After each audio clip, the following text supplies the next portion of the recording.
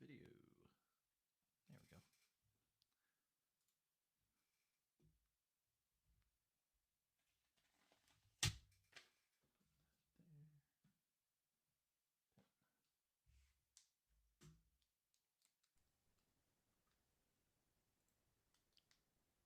Hey, hey. How's it going?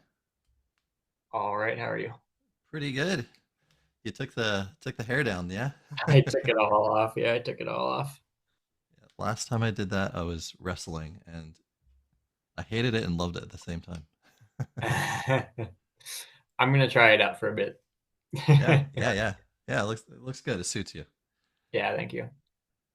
I just uh I just got my ears pierced as well, so I'm going for the Yeah, bald. Once I it's healed, I'm hoping to do some danglies or something. yeah, yeah. Just be careful if you do plugs and stuff like that, because that doesn't unstretch. No, I'm not going for that. That's good. Yeah, But I am pleased with how much easier this has been compared to cartilage. I had cartilage done like a long time ago, oh yeah. like That's like 12 years ago, and that just like never healed basically. So I was like, yep. lobes have been easier for sure. Oh, I'm sure. Yeah, I pierced my ears when I was in high school with a sewing needle. Nice. Classic. Hey, Bob. Yeah. Yeah. Welcome. How's it going? I love the painting. Hello, Oh, how's it going? pretty good. Oh, Just waiting for people to hop on. Yeah, that's kind of how it happens the first 15 minutes, and if not too many people show up, then we can talk That's all about right. whatever you want. We do whatever we do. Yeah. Yeah, yeah, this is a little Uh, looser of a format. Sometimes we'll have a topic, but Who it's still comes just is who is supposed to be there. yeah. Yeah. It's like the wizard shows up exactly when they intend to. Yeah. Like the true unconference format. Yeah. I just finished dinner with my wife and drove her back home and then came back to the office to do this. And Oh yeah. yeah. Yeah. All right. Well, nice. welcome. Very good timing. Anything good for dinner? Yeah, actually, we went to a place called the Office, which is by my office, like a block that way. Not confusing at all. No, not confusing at all. But it's great if you have to tell somebody, "Oh, yeah, I'm going to the office," and it happens to be a bar with good food. That's all That's great. good.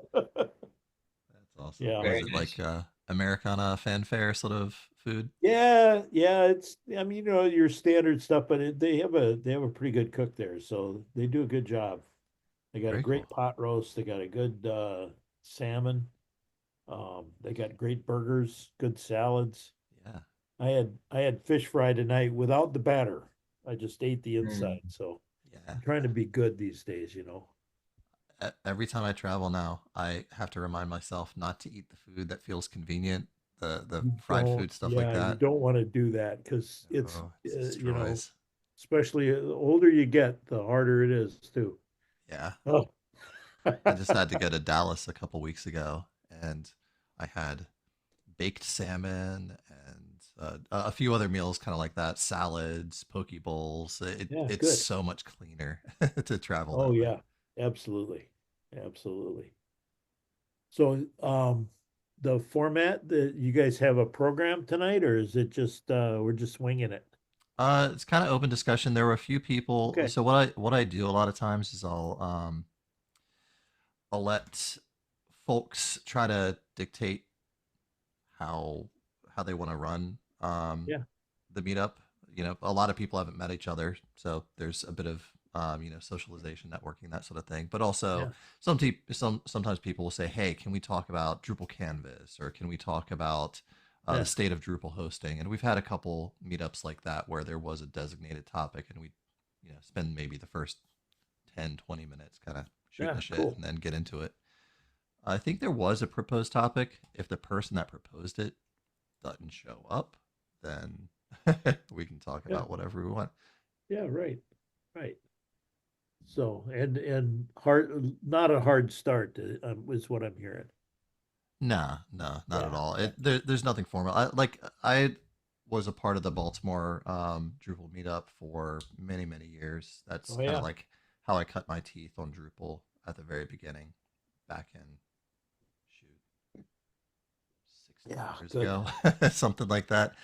And the format was pretty loose. It was like the first 30 minutes were just like everybody sitting, drinking beer, maybe grab some food, socialize a Yeah. little bit, and then we'd have like a presentation or something like that, and then we'd have Q&A, and people would then maybe bar hop after that. Yeah, right. Right. Yeah, that used to be the modus operandi right there. Yeah, yeah. Yeah. But I like these as social outlets. So Yeah. Definitely, definitely. I mean, I feel really grateful that the Drupal community here in Portland is as active as it is. Obviously it could be more active, but yeah, there's between 5 to 10 regulars that I know decently. Yeah. Yeah. yeah. So that's And like pretty good. Bernardo is in the house. Oh my God. Wow, look at you, Bob, Hey, how going are you? doing a whole Long series. time no see. I know you're gonna be in the office all night today. Yeah, maybe. Been in the office all day. Yeah, I have. I've been in the office well since 10 o'clock. I don't get here very early. Even had dinner at the office. Yeah, I did. Right. Right. You could get Exactly. loaded at the office too if you really felt inclined. Yeah. Well, we split a bottle of wine, my wife and I. It was all right. Yeah, It yeah. was good. We were fairly well behaved. Yeah. Yeah, it's when you have a whole bottle to yourself that gets a little unhinged. That's a little unwieldy. Yeah. Yeah. That's a little unwieldy. It's a little bit much. Yeah. Yeah. So But half price bottles tonight too, so that was good. oh yeah, I used to work at a restaurant where we'd had half price bottles, and we would actually have people show up and get a case of bottles to take to a party after they ate at our restaurant. It was hilarious. Well, there you Dedication. go. Hey, Drew, Yeah. how you doing? Hello. How things in Vancouver treating you? Yeah, pretty well, pretty well. Did you get sun today? Yeah, today, yeah. It's a nice weather. Good to get a little break. Yeah.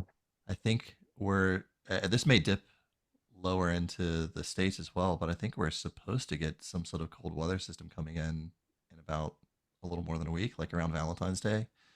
Uh, So keep an eye out for. Chad, where are you at? So if you make it to Vancouver, you're still 3.5 hours from me. So, Okay. so I'm on the Sunshine Coast. So if you went to North Van, then to West Van, and took a ferry for Oh, 40 wow. minutes, then drove another hour, you'd be at my place. Nice. And We you're just not bought a talking about house too. you're talking about Vancouver, Canada, not Yeah, Vancouver, Washington. exactly. Yep. Yeah. Yeah. Not to be confused. Right. Yeah. Eric. 'Cause there is a Eric's in the Vancouver, other Vancouver. Washington too, but that's not the Vancouver. Yeah. The bigger one, the metro area. But, yeah, I've we have a meeting tomorrow, some of the committee for the Pacific Northwest Drupal Summit, which might end up being a bit more than Drupal from what everybody's been kind of pushing for. There's Oh, cool. some general interest there. Mm-hmm. So I'm going to see what we can do with venues. Did a little bit of research just to let you all know. We've been looking at universities and the Vancouver Conference Center, of course, where it was in 2017, and then a few hotels. I'm getting a sneaking suspicion that the hotels might not be the flavor that we're looking for, though. The food's a bit more expensive, and then of course they want to push you to have their hotel rooms. Yeah.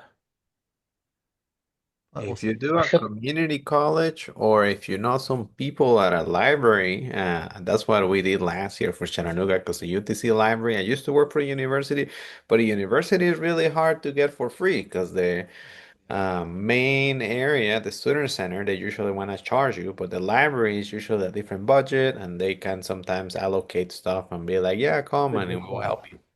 Yeah, one of the libraries I looked at had a really strange policy.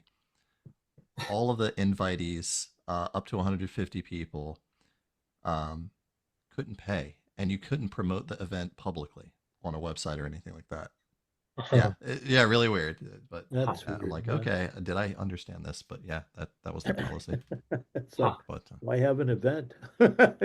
BCIT actually looks like a pretty promising option. Simon Fraser University has a campus downtown. UBC has a campus downtown. So those look probably like the most promising ventures. It's a familiar format, I think. Um, I'm trying to talk to the department heads for the science or the computer science department heads to see, do they have any programs where maybe getting some of their students to attend some of these things would be of Yeah, interest? Would that align with any initiatives that they have? And if so, that might help save us some money by, doing something specifically for the students. But yeah. Yeah, so far, not too much traction. in the old days with the Chicago Drupal camps, we were doing that with the IT groups. Okay. And that worked out really well because they basically were the internal sponsors for us. Yeah. Or, they kind of greased the skids for us a little bit with people. So ended up being a lot cheaper Oh, that for way. sure. And they help with promotion internally at the university too. So I mean, that makes sense. I think the appeal has to be beyond Drupal though these days. Drupal was such a mainstay, especially in the university system, so it made a lot of sense. But now the focus is shifting. Almost every person I talk to at a university keeps saying, "Well, are you going to do anything with AI?" It's just constantly coming back to that.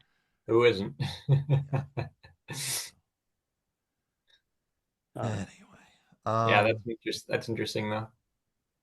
yeah, I'm not sure how many other people booked to attend, and I can certainly take a look. But if nobody else shows up in a few minutes, we can probably get started with Andrew's topic if you want.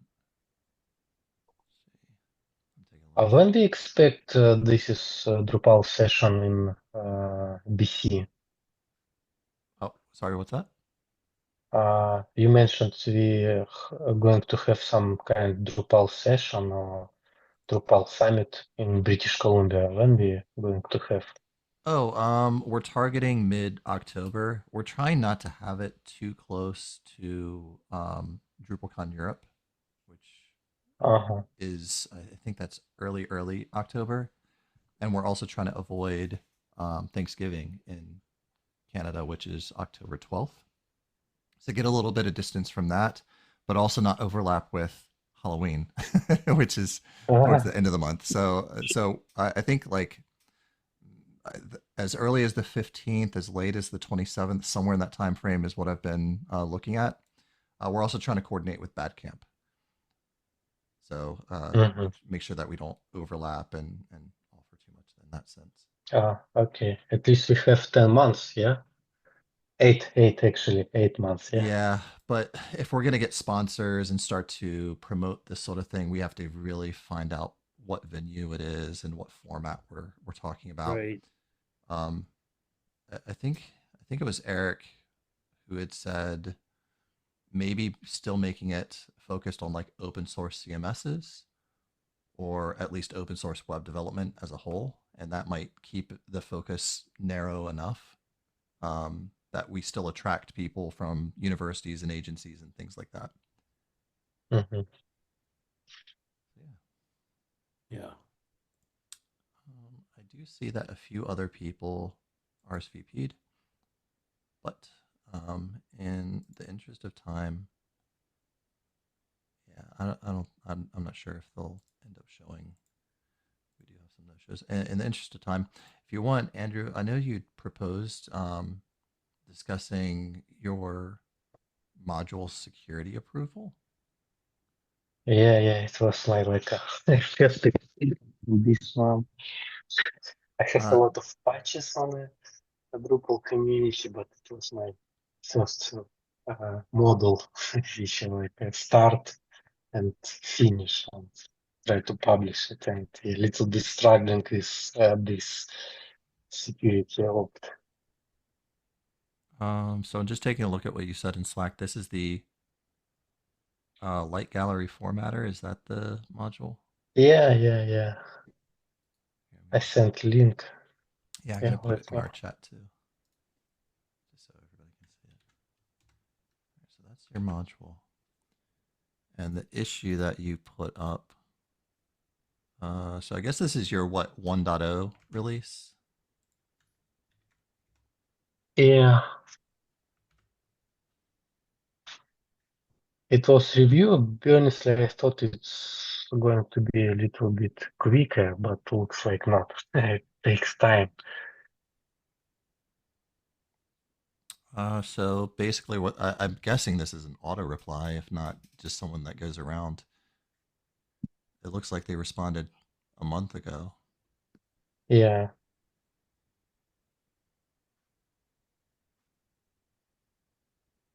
I'm just skimming through the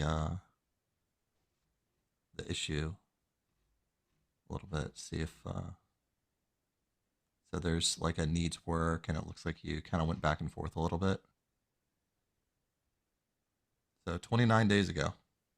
Yeah, it was like a last response from Vishal Kadam. Yeah, I personally don't have any recent experience with module, passing security checks, that sort of thing. Does anybody else have any contributions that they've done that might be relevant? That's above my pay grade.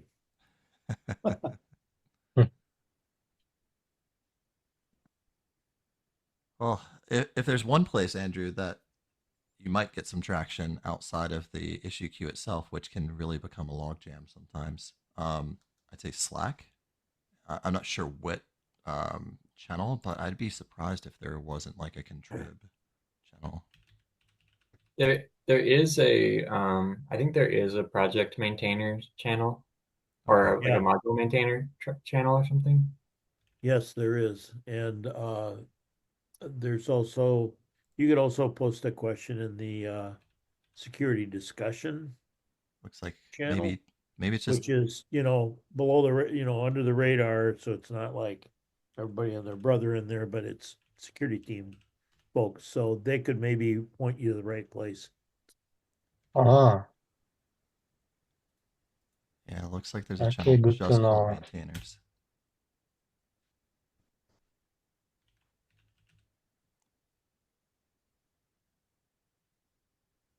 Because I see it's like based on other people experience, it looks like it's going to take some time, this approval. Yeah, I think it does take some time. I think that, but that's still a relevant thing is expectation setting, right? Like you put in some work, you don't want to lose momentum. You want to make sure that it gets traction in the community, but if this is a bottleneck for adoption, which obviously there are security checks for a reason. We Yep. want things to work really well. And it's a little bit stopped me because I have one more idea what I can bring to this model, what I should implement next, and I wait this is approved just to don't break the, the main line. And I don't know, yeah. Yeah, for sure. Yeah, and road mapping things out and putting that into like your project description can really be helpful because it lets would be users know at least what you're trying to accomplish, and then Ah, you can actually, tweak yes, things. good point. Because next what I would like to bring it's a PDF support and views for the views formatter support. Might Yeah, be like implement some kind separate views for the light gallery. and Yeah. I know another. I cannot recall the platform, so you'll have to forgive me. I know another thing that some module maintainers have done is in the effort of saying, here's what I plan to do, I'd like to do with the module, but obviously this is an investment of my time. So they seek out sponsorship by the community, especially companies, to basically fund their work on it. I know Jake Rockowitz did that with the web form module for quite a long time. Mhm. And it, personally, I think that's a really brilliant thing. Open source might be free, but our time shouldn't be. Our time should be valued. And if the public knows what you're trying to achieve and they see value in what you're trying to achieve, then I think giving you funding for that, I think, is a great way to at least subsidize some of the costs. Yeah, yeah, good point. If you recall, this is if you can recall, this is like a link. Yeah, you can put it in our, I mean, in our Slack channel. I believe it's going to be helpful not only for me. Yeah, I mean, I'll definitely put it in the show notes as well, or the So meetup notes or whatever. also I noticed that one of the people that you're mentioning on the module description that provided some suggestions, BBU 23, Drupal lady. Mhm.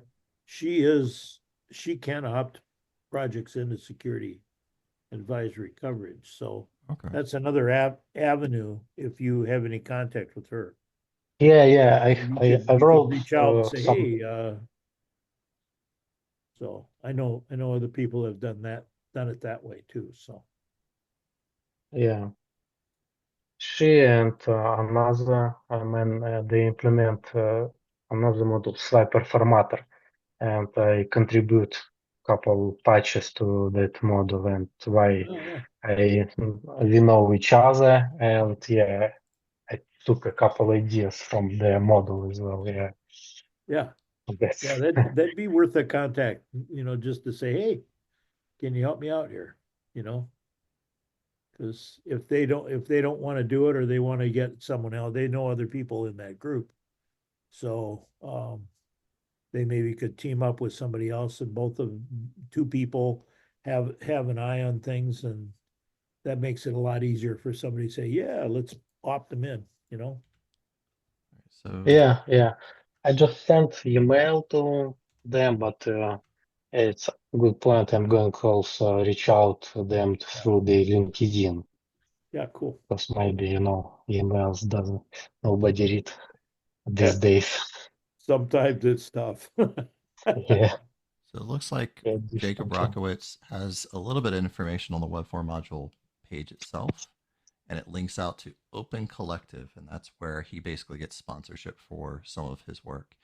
Yeah. Obviously, web form is an absolutely enormous and quintessential sort of set of functionality, which is why obviously that gets a lot of attention from a funding standpoint. But I've always believed this one aspect of open source. Open source doesn't live if other people aren't interested in what it is that you're doing. But open source thrives if you're building something that more than just you need. So if there's something attractive about what you're doing and you can make it more of a community focused thing, like listen to feature requests and get funding for the combination of both what you want and what they want, I feel like that gets you great traction in the open source community. Yeah. Yeah, yeah. And also, I noticed a lot of our Drupal models, it can be nice models and really useful, but if you don't have nice, like a great formatting on your page, I mean, model page, it's not going to be success. Yeah. Yeah. And yeah, I have like a second maintainer, Denise, and I asked him to create a video and format our page. This is main page for the module itself. And yeah, for me, it looks a little bit better. Yeah. I mean the project page itself looks pretty solid. You provide a lot of good information, you provide a tutorial, you provide screenshots. You have a lot of rich information in here. Yeah, yeah, and I like this idea. I need to put some to-do list to this page as well. Yeah. Just a high level There roadmap. is there a comparison out there of these types of modules? I'm not familiar with one offhand, but just wondering. There is on his project page. He mentions other similar modules. if there is, you want to make sure that you're listed in that as well. And the other thing you might want to do is add a documentation link for contrib documentation in there. Good that you've got a tutorial. So I mean that all looks really good. That's the only thing I can see that might be advantageous for you to add to this. Mm-hmm. Yeah, about documentation. I thought about this one, but I'm just how I am act when I looking something. I just go through YouTube, 3 minutes watch video, and if this model fit to me, I just That's a start digging documentation right deeper. there. Yeah. Yeah, I can follow documentation. If Yeah. not, just pass, and that's what we would like. First of all, make it like a more visible, more YouTube. I don't know, something like this. Yeah. Yeah. Couple shots on YouTube, and people go spend 30 seconds to understand, do I need this model? Do I need this implementation or not? And after, okay, let's go deeper. Yeah. Yeah, but about documentation, that's good call as well. Yeah, need to work on this well.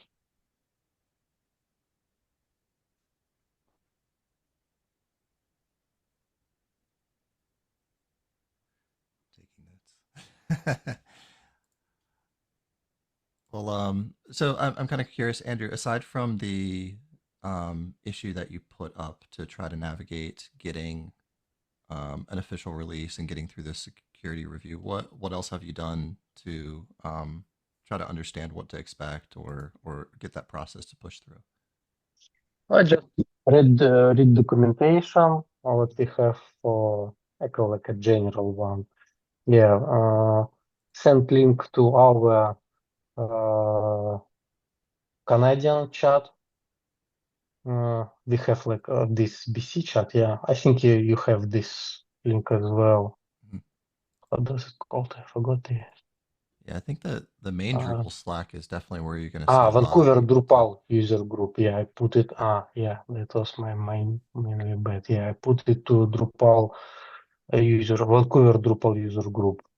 yeah, Might be. the VDUG. But a little bit shy, and I put it to like a more another group, because in Vancouver group I know personally a lot of people, and for me it's not so shine.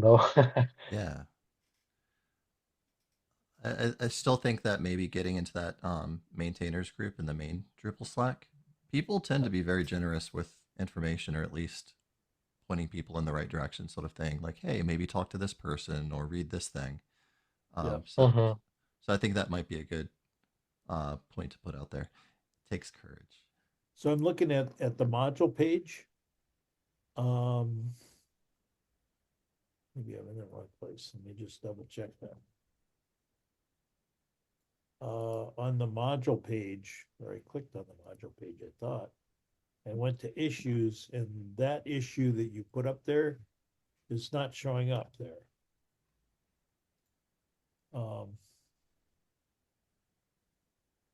Because the issue is under the Drupal.org security advisories coverage Oh, applications. yeah. Got it.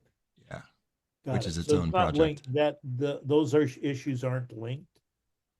I don't know if that's something that you are supposed to do.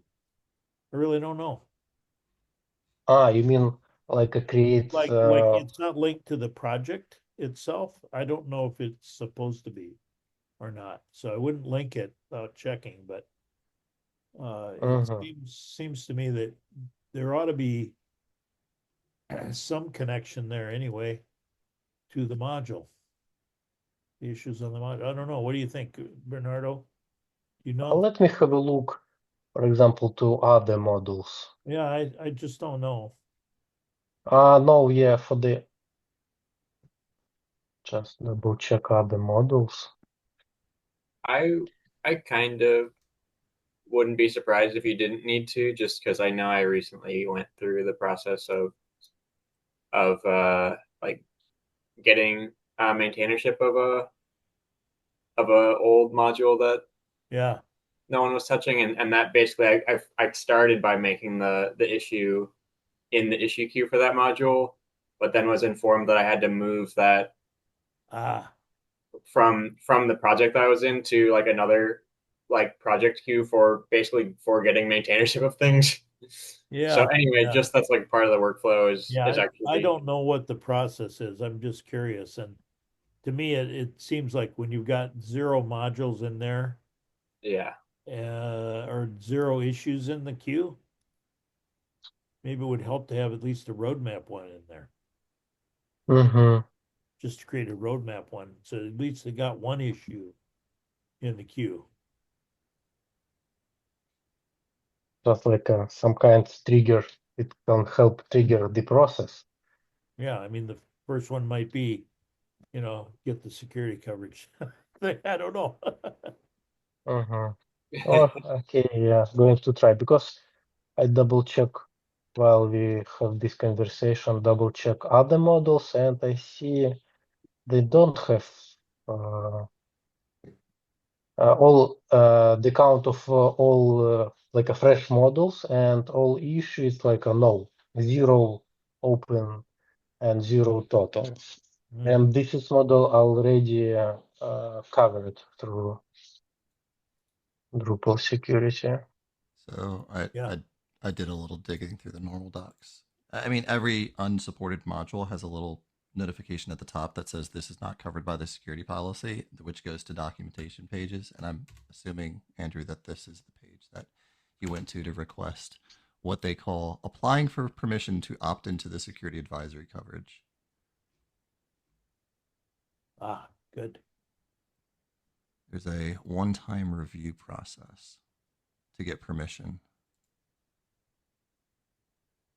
Good. Yeah, that's something I just don't know anything about. So that's good. Thanks, Chad. Yeah. Admittedly, some of this documentation is so labyrinthine and buried that you kind of just gotta You dig, think? dig. Yeah, that's another one. Yeah, issue. Yeah, Benji was telling me about that the other day. There's a couple of different ways of reaching it. But the good thing is, once you get this module in, if you have a different idea and once you are opted in, you will be able to opt your other modules because I don't think it's something you have to do all the time. It's like that little checkbox that you get in Drupal when you get your Yeah, new account, and it's like, oh, can somebody verify you? You just have to find somebody with the superpowers. And you can usually find them at the camps or some of the events. So that's probably a good reason to be there and be like, hey. I heard you got the superpower. Check me in. yeah. So your issue is in the right place. It is supposed to be under project applications. Ah, good. Good. So a little sanity check goes a long way, right? Um, it's a one-time request, it seems. Mm-hmm. I guess Yeah, that's just so they don't get bombarded with requests. and might be. I think this is when I pushed it. It was January, and might be a lot of people, on vacation, Oh, yeah. skiing, and yeah, and Not like exactly my God, optimal timing, right? Yeah. yeah, because I have been on vacation as well, but I spent it on just on the model. It says the application process is fully volunteer driven, and that it may take days, if not weeks, and just to be patient, which Yeah. is fine, Yeah. and I think we all get that. Um, but now you're hitting the 1 month process.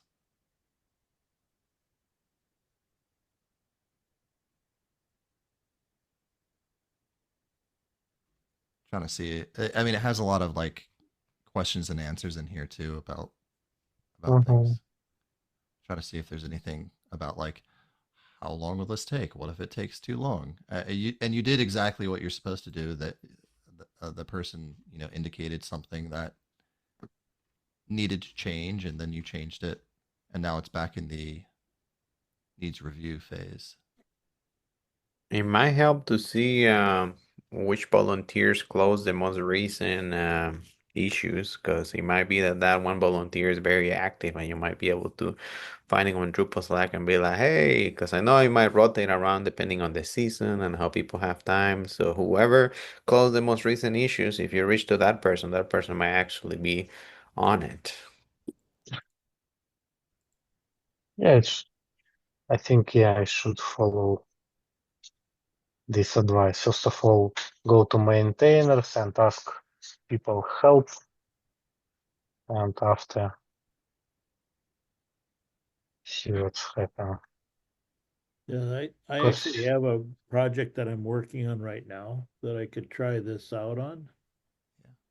So I'm gonna go ahead and put it in the process, but we're kind of dead in the water right now. I'm waiting for the client to get back from a photo shoot out of the country. Must be nice, right? Yeah, well, yeah, it's a long story. Yeah, Um, but I'll give it a try. uh, but I agree with the advice. Like, getting in touch with a few folks, and it's always a polite thing. I know the reluctance to reach out and bug people in the community, but sometimes just a nudge to say, "Hey, I made it this far. I'm just kind of curious how long the process takes from here. I know that it's volunteer driven, and you kind of first come first serve, that sort of thing. But just wondering what to expect." yeah, and also what I don't know, I'm a little bit worried, but not have some concerns. Let's say this one. I put in this model React 19 support, because like gallery formatter has like its own library, and it has React library. But this library, React library, is still based on a general one. And I used React library, compile this code, like a JS code, and put it to Git as well. And why I've done this is because, for example, if we compare our Drupal approach and WordPress approach, in the WordPress, you can just take this model, click one button, and it starts working. In Drupal, we have a lot of models which rely on different library, and you need to, this is dancing. Composer this requires, this is composer another requirements, and it's really pretty hard for end user start working with a model, because our like customers, let's call it our users, customers, this needs too much technical details just to install and start working with the models. And what I try to achieve in this solution, just only one button click, switch on model, switch demo, switch on enable demo model if you need, enable just a regular model, and you can start working with this one without like install extra library, read whole bunch of articles how we can install this is external library to Drupal. And yeah, I have this is concern because I didn't see a lot of good examples where people use external libraries and especially with React and built into the contrib models. Oh, I see. Yeah, a lot of times I think libraries are referenced and I guess imported through what, Composer or something like that. Yeah, and in this case, it's not so simple to import from Composer, because first of all, you just need Composer, for example, Drupal and slash some contrib model, and for light gallery formatter, for like with a standard approach, you need to go to your Composer main Composer for the whole your project, and like set up manually, go to Composer, edit it, and set up this as assets, because it's not like a standard assets. Drupal don't support it, and yeah, it's like a pretty technical, and sometimes it's not going to work. And yeah, that's what I would like to solve this issue. Only one command from the CLI Drupal / slide gallery formatter, then go to extension, switch on model, and it starts working. But yeah, without like any extra steps. Yeah. Third party stuff can really be a chore. Yeah. Yeah, But yeah, those are exactly the kind of questions though that you could also pose with within that maintainers channel. Yeah. The module maintainers channel or contrib maintainers. I can't remember what it's called actually. I think it's just called maintainers, or at least there's a channel literally just called that. Yeah, I think you're right. Yeah, it is. It's maintainers. That's exactly. maintenance. Yeah, so if you go into pound maintainers and ask those questions, they will come up with answers for you. Yep. There's some really good folks in there too that are very active. And sometimes it helps to say some of the steps that you've already taken to try to achieve things. Yeah. Mm-hmm.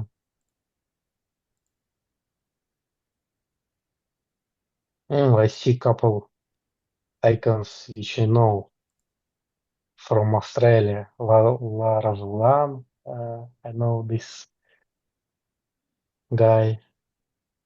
Okay. Yeah, Good see, to there you know. go. Yeah. I just started working with a company based out of Australia. It's been going really well so far, but I also get to go to Australia in May now, so that'll be fun. In Nice. May? Yep, in May. So Cool. when it's not too hot. Did you join their channel on Drupal Slack? They're usually pretty active on Fridays, and why not? Ah, I haven't They have yet. a New Zealand, Australian channel, and every now and then they be posting and be like, "Oh snap!" Yeah, I haven't yet. The company I'm working with actually is not in Drupal at all. They do networking as a service. Fancy. Yeah. But yeah, so I'm kind of curious. The module that you put together, how long ago did you start that, Andrew? The idea of this model, I don't know, was in my mind around 1 year, but it was like, some custom implementation. I used the gallery formatter for a couple e-commerce shops, but it was some kind of custom implementation. And each time I just copy my code from other place, put this project, made some improvements, and it was every time it was like a pop-up in my mind. Okay, I should implement model, I should implement separate solution. Yeah, and finally, yeah.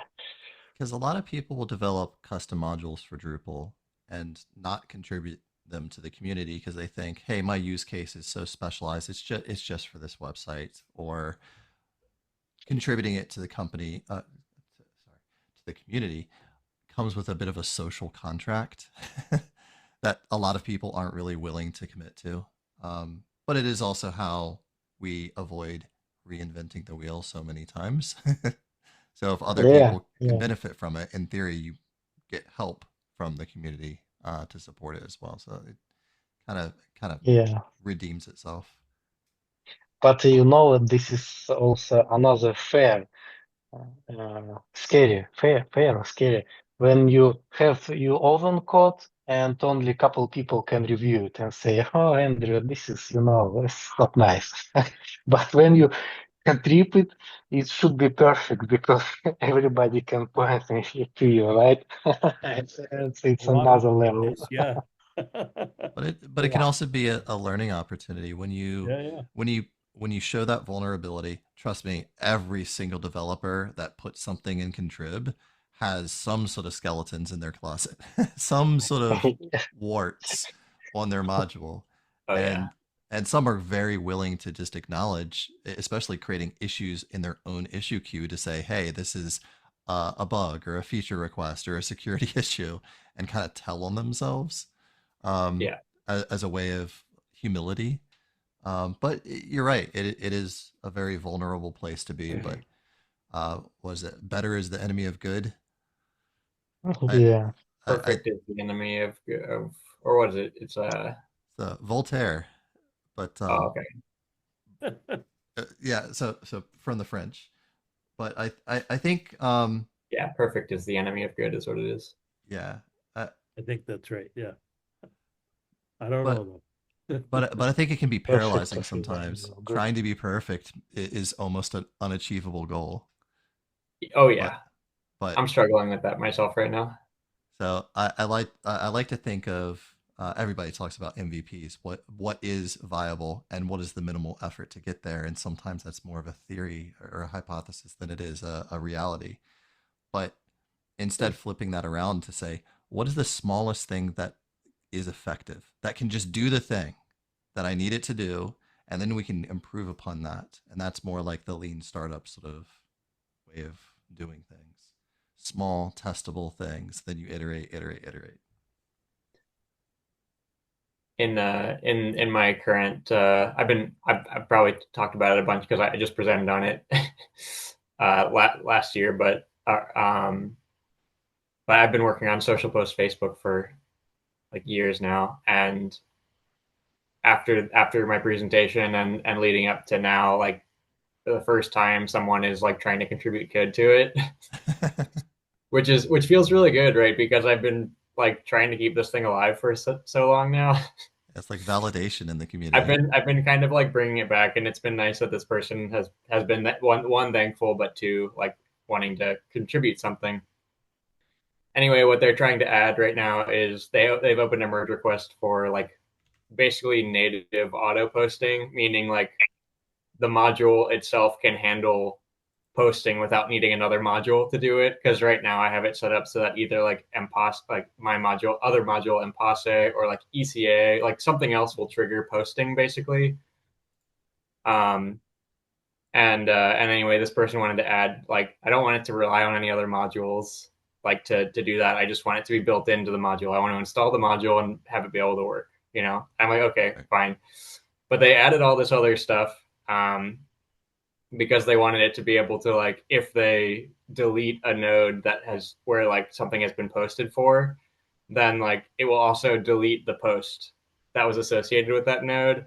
So anyway, there's all these other like I won't go into more detail than that, but you know, they're adding a lot of moving parts while in the process of trying to do this. And there's a part of me that's like, can we just like scale it back and do this thing that's like really simple? But then on the other hand, like the code that they're adding doesn't necessarily touch all the other stuff that I'm working with. Right, right. And then the other hand is like if I'm gonna let this come in for this, then I should probably try to like generalize the benefits that you're adding so that it works for everything else too. And Yeah. I don't really have the time to do all that, and I don't really want to ask this person to do all that either. So my compromise right now is kind of just like, should I just let them know, like, hey, look, it's very possible that within like the next few months, I'm going to do a major refactor of everything that you've just contributed, and you're probably going to want to review it. Yeah. So, like, are you going to be around for that? If I pull this in, can you like acknowledge that I might do like a major change in the next few months or next year sometime that might break everything that you did, and I just need you to be around to like check that it doesn't break your stuff because I'm not testing your stuff, you know, Right. like And when you have to refactor, you usually shift Yeah. versions so that way you demonstrate, these are breaking changes, that sort of thing. yeah, But I yeah, think as it's a good the point. Yeah, it's a good module point. maintainer, you kind of get to steer the ship in terms of the strategy. Totally, totally. And you know, and I think right now it's funny experiencing the burden of strategizing. You Yeah. know, and being like, where do I draw the line here?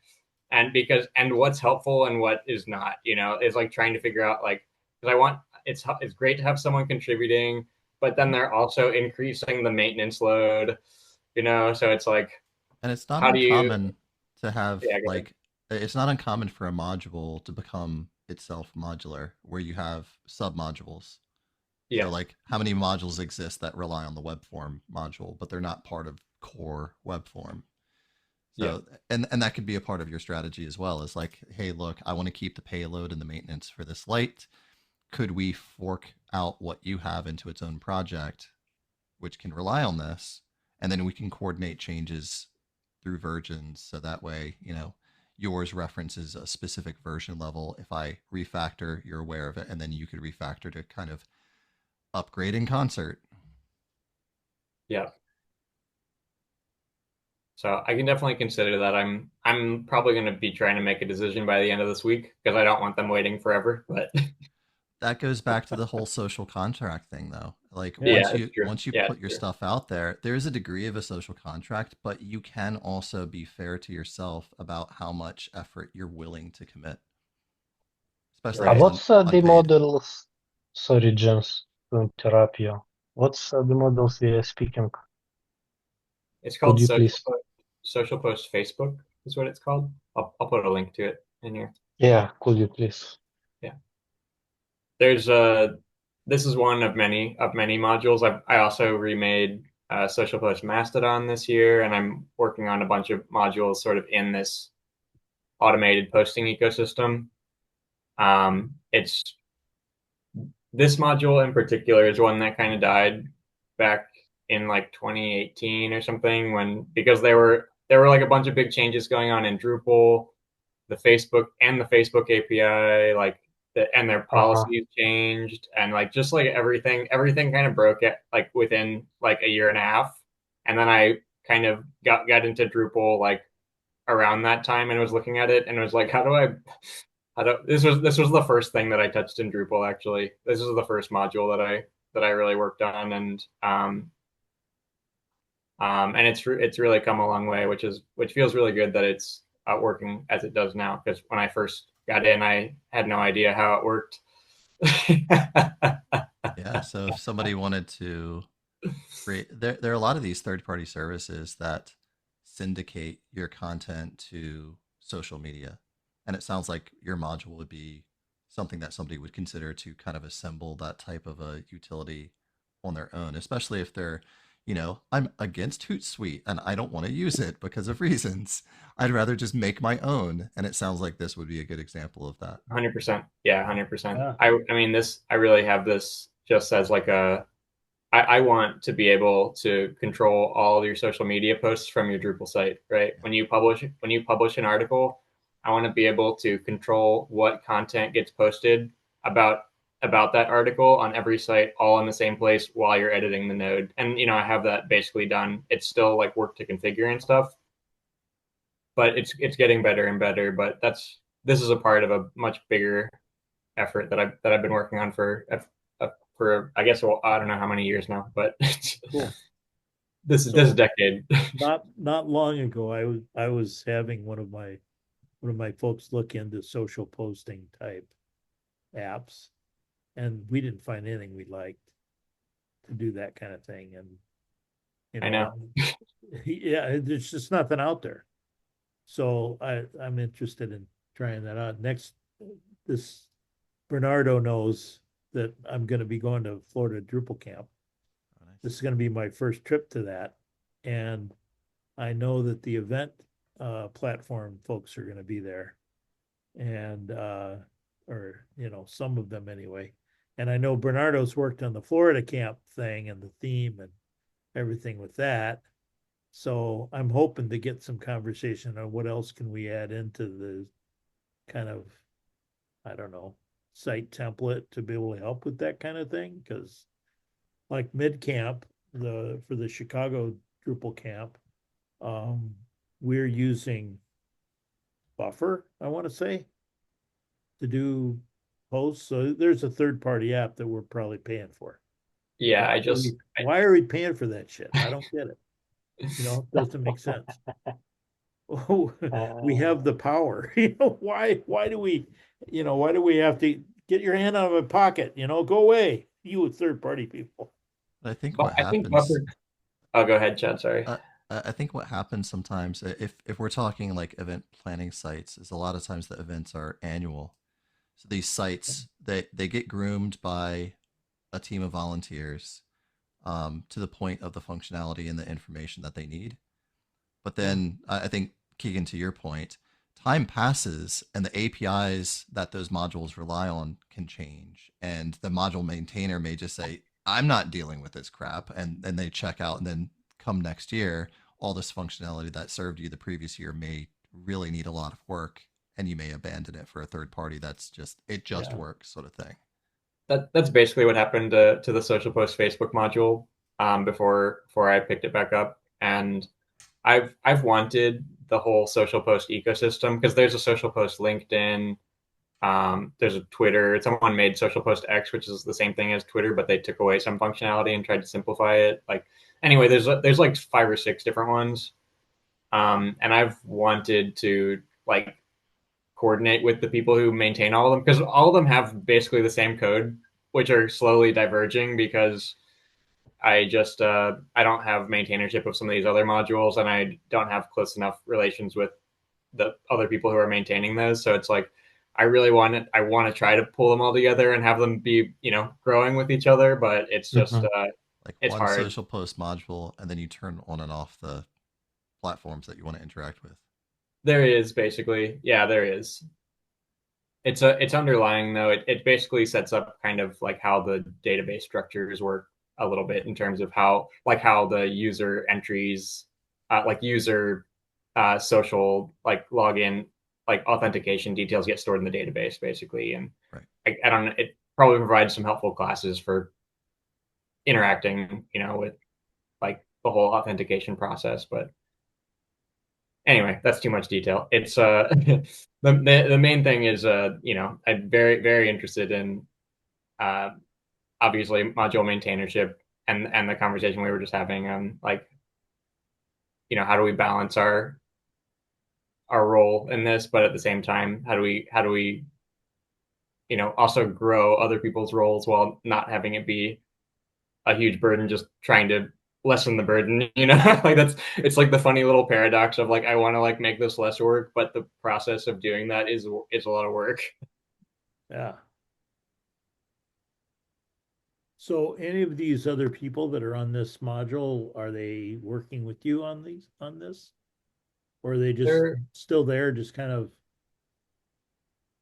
yeah, I work with 2 of these other individuals. One of them used to be part of my organization, but myself, I used to have really long hair. I'm Mega Keeg Man, but then I work oh, with gotcha, yeah. Okay. Wolfgang, Yeah, you ML. had really long hair. What happened to your hair? I just cut it all off. I'm sick of this. Yeah, I just cut it all off. But yeah, no, I work with a few of them. I haven't had contact with Eleonel and Himanshu Dixit very much at all in I don't know how long. But I think the latter is involved in some of the other social post modules, and I don't think I'm not sure if I've ever talked to them actually. Okay. Yeah, it'd be cool for you to have like a little Zoom with them at some time, or meet at a camp or whatever, right? I would love that. I should Mhm. reach out. I should reach out directly, because Yeah. in like there is like a social post um Slack channel, and I've tried posting in there a few times On Drupal? on the Drupal Slack. Oh, Yeah, the Drupal site. Oh, okay. I'm not aware of I've that one. it's not very active is why. it's Yeah. I've tried posting in there a few times, and I think it helped some people at least see that I'm trying to fix some of the things that they were asking about. But for the most part, I haven't succeeded in like getting a group of people together to talk about how we build all this together. It was like a old effort, um, Yeah, gotcha. like 10 years ago, 9 or 10 years ago or something, when a lot of this started, which was before me being around. So I wasn't around for that. Yeah. And for me, I don't give a shit. I'm not on Facebook. Screw that. I'm not doing it. Same, I'm same. I don't really give a shit. But my clients, some of them care about that, right? I think So like I I couldn't gotta agree more about the idea of staying off of social media for many health reasons. Yeah. But they're arguably, and this is not singing the praises of Meta or Facebook or literally any of the platforms. I feel like sometimes it's the way that businesses get their face out there, especially when they don't Yeah. want a website. Sometimes they'll just start a Facebook page and that's it. Right. Or smaller communities. Now that I've moved here outside of a city environment, it's where people will. I have to sell a bed. I have to sell a trailer, that sort of thing, and it's really the only place to put that stuff up. Yeah. Or like small town communities are having events. It's one of the easiest ways to do that. So I can Right. understand it from certain perspectives. Right. There's a need for it out Yeah. there, and there's people that use it because that's what they know or what they're connected to. But But the It's companies are definitely predatory. there's got to be some kind of connection somehow. it's Yeah. it's definitely a connection thing for them. And I think for me, like I was never excited about building this module when I started. Like I think the thing that kept me actually interested and engaged was I wanted a way to make sure that my clients didn't have to log into Facebook to post there. Right. so so that's That's what keeps me a going. very The positive thing, I grace. think. I agree. It's actually extremely motivating. Yeah. Like, Yeah. it'll suck you in. Then you're just doom scrolling for the other half of the day after you Yes, it post will. something and waiting for the Exactly, likes yeah. to pour in. So, yeah, cool. I'm looking, so you're on some of these other social post type modules then too, right? Yeah, I built another one, Social Post Mastodon, which does roughly the same thing just for Mastodon, but it lets you authenticate against different instances as well. And the other module that I'm building is I mean there's a whole bunch, but the one that's relevant is called Empasse. I'll put a link to that one, which basically my goal for this one, I didn't get the whole link in that, but that's okay. My goal for this one is basically to make it so that like what it provides is like an easy way to it provides a few things. One, it provides like a microblog content type. Mm. And I'm basically using that content type. It has like a bunch of different fields. I've got a million critiques of this module right now, but but it is doing what I want it to do, which is good. Basically, it provides this microblog content type, and then I'm using that to as like I have like an inline entity reference that I can easily just like when I go into like the node type settings for, let's say, the article content type, could be any content type. In there, there's a little setting in there that I can enable auto posting basically for, or like I don't remember the exact words, but I can basically enable auto posting in the node type settings form. And then when that does, what that does is it turning that on and saving actually automatically creates like the in like a field for that inline entity reference. Like it automatically creates a field on the article content type that is already configured with the inline entity reference and everything. And then basically like that whole the microblog content type basically just contains fields for each of the different social services. And right now I'm hiding any of the fields if there's not a like associated service with a plugin for Empasse basically Cool.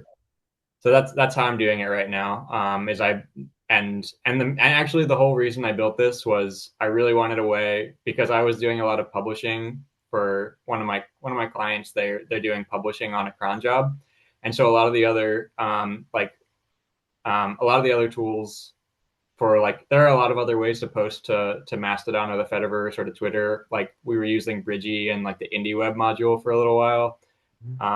And so those were okay, but the issue I was having with pretty much every solution that I had was that they all required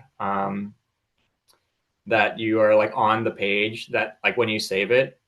So like if you're publishing a node, then you would go and save it on the node page, and then it would need like you would have to be logged in and actually physically like clicking save in order for it to take the content from the page and then post it.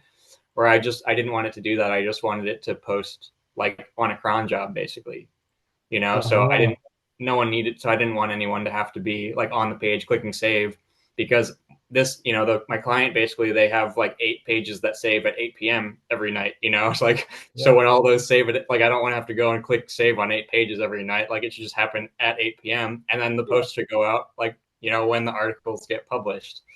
So that was, there were a bunch of things that I had in mind when I made this, but I had a lot of desires and a vision for it that's basically why I put it together, a bunch of these different things. But ultimately, like, and then there are some nice little incidental things that come with it, right? Is that because microblogs are all just like a node, then you can basically see, a history of posts, um, Mm. because they're all just another content type, basically. So there are other ways to do that. Obviously, you could do that with, the API for like all these different services. yeah. I didn't. I have not gone into that. That's just like, you know, That gets into a lot of complication, I feel. I'm trying to not make it Like, too complicated for my needs. I yeah, kind of just I'm not trying to handle all the posting and deleting.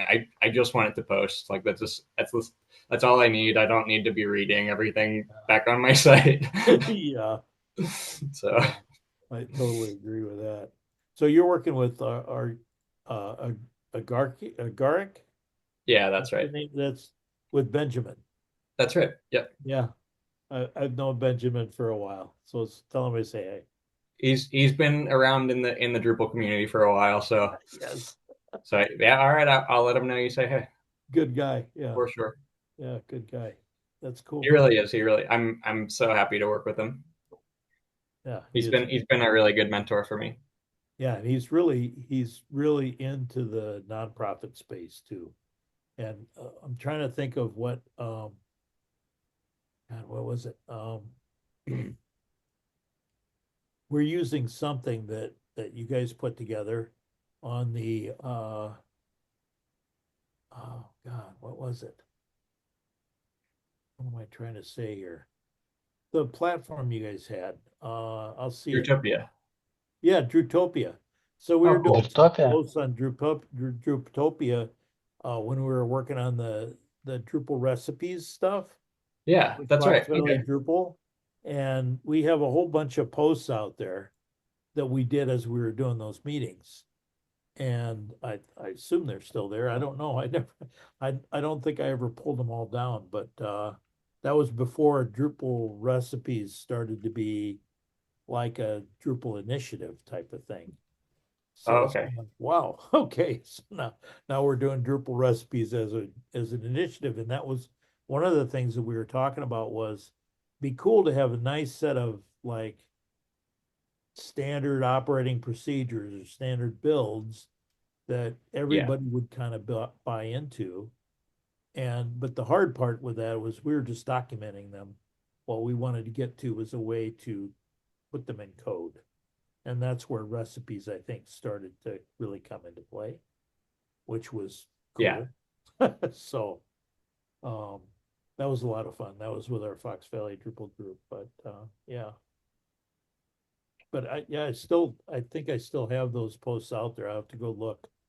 All right. Yeah. You look at Fox Valley Drupal and look back in the old days during the pre-COVID times or COVID times even. Yeah. You'll see that we're having meetings about those. Very nice. Yeah. I mean, that's been a really good project. I'm happy to see a lot of the direction that Drupal core has been going in with recipes and everything because of some of the challenges that Drutopia like looked to solve.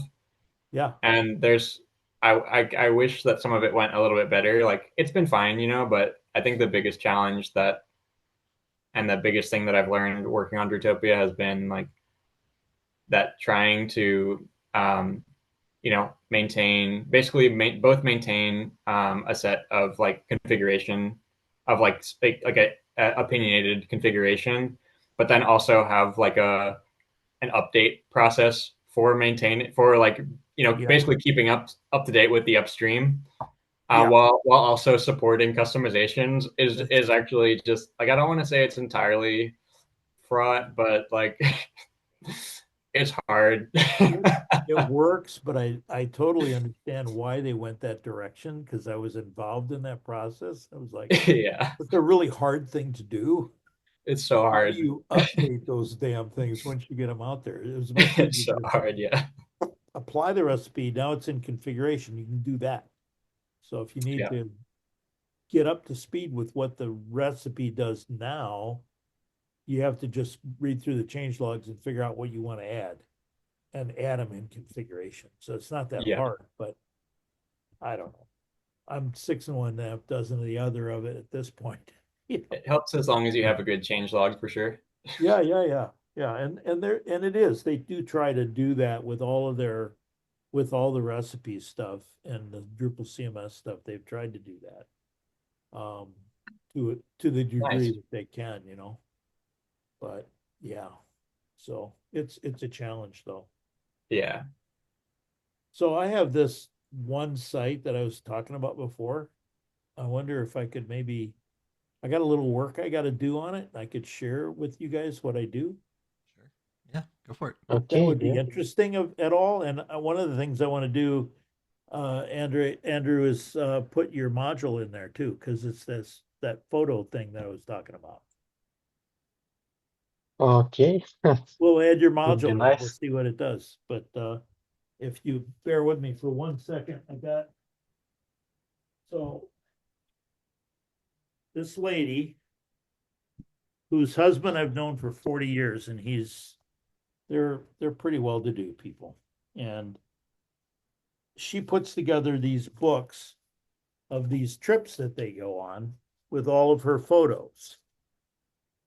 Uh-huh. And they get all laid out, and she pushes these things out as books to her family. So she might take this book and produce like 25 of them and hand them out to her family members to say, oh, this is the trip we went on. Well, take a look. And so she's got captions and pictures and all that stuff.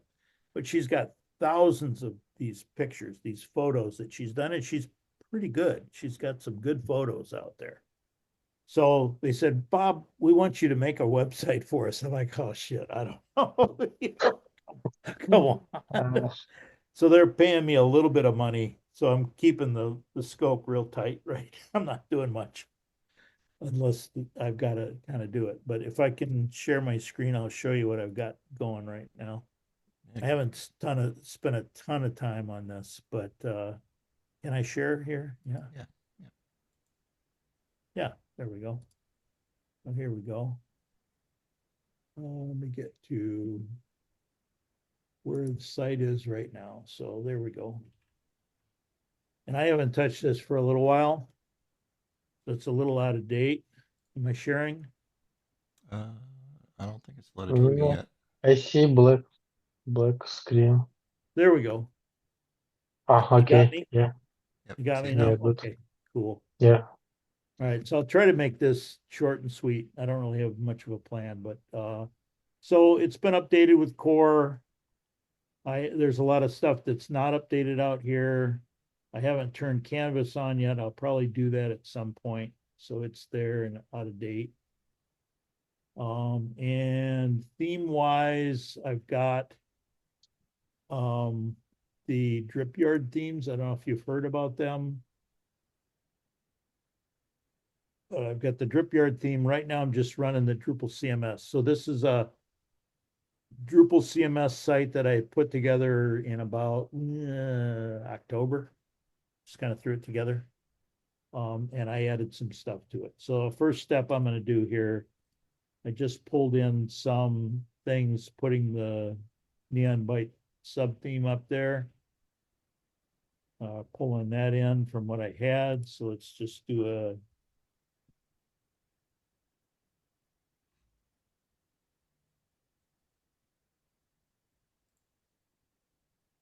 geez, if I could only type right after half a bottle of wine.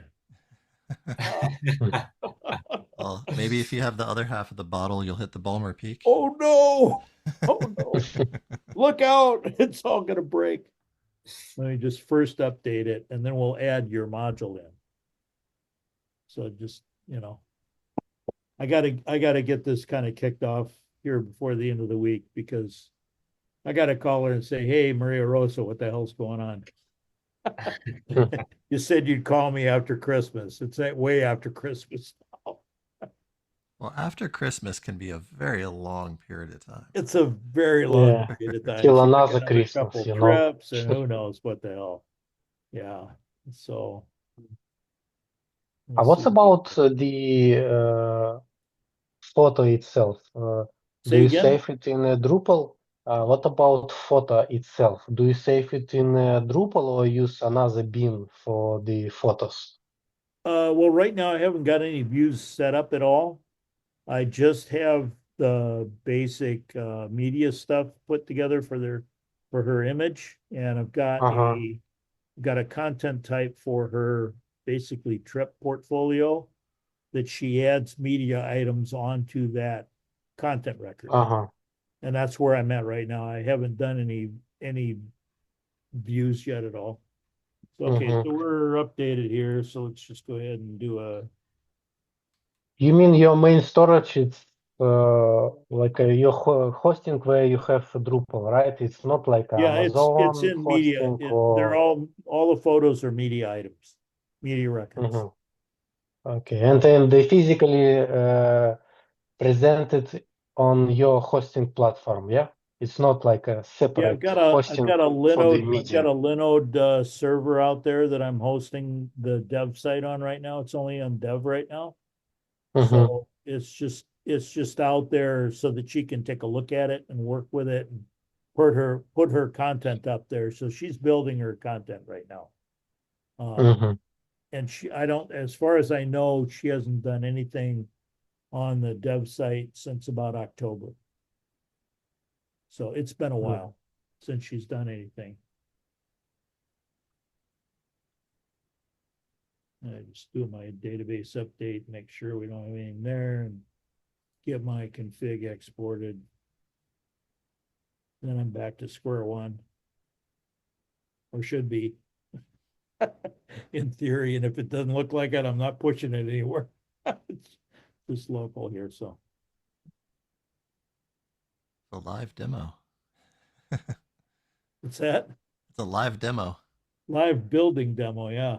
By someone who's not a developer, by the way. I am a site builder. I am a site builder and project manager.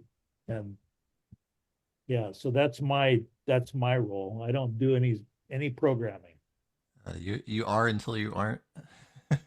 Exactly. I know what a single directory component is, but don't ask me to build one. Yeah. Okay. So here we are. So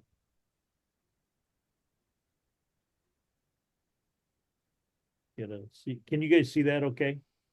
That too small. Yeah, Yeah. yeah. Yep.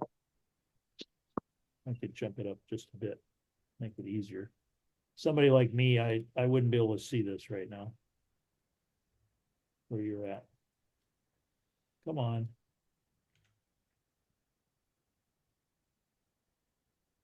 Did I not hit yes?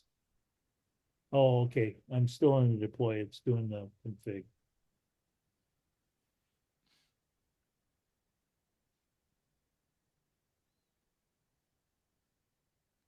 Yeah. Sometimes they hang on just the one config and then they crank through after that. I know. It's like, what the hell? Why is it taking so long? I don't get it. Of course, my machine is kind of old and tired and whatever. That happens. Why is this taking so long? This shouldn't take this long. Maybe there's a level of verbosity that you can provide the commands to see what I it's just doing. don't know. I didn't expect this to take this long, right? Sometimes it does. I don't know why. I know it's annoying, but so Sometimes, you know, this is under DDEF, we have this is mutagen, yeah? It's called in English mutagen. When we yeah, run DDEF, we yeah, have it might be mutagen, and mutagen sometimes stuff it's, coming into yeah. play. I don't know. So here's your module. So theoretically, that's all I need, right, to add that? Yeah, in theory, yeah. Let's have a If look. this thing ever comes back to me here, I don't know what the hell it's doing. Can open separate tab. I didn't think I had that much stuff going, but maybe I do. I know I only have one container open right now. Yeah, that's it. Oh, it was waiting for me. Ah, I didn't hit my enter a second time. mhm. I see. Oh my God. See, this is why. Oh my God. Okay. Sometimes problem not in the. Oh my God. It's between the chair and the keyboard, guys. I'm sorry. Layer 8, as they say. Jesus. Oh my God. Vulnerability and humility are the great teachers, right? Right, exactly. All of us didn't know until we did. Exactly. Oh my God. Didn't do that right either, I don't think. Just want to make sure I got that.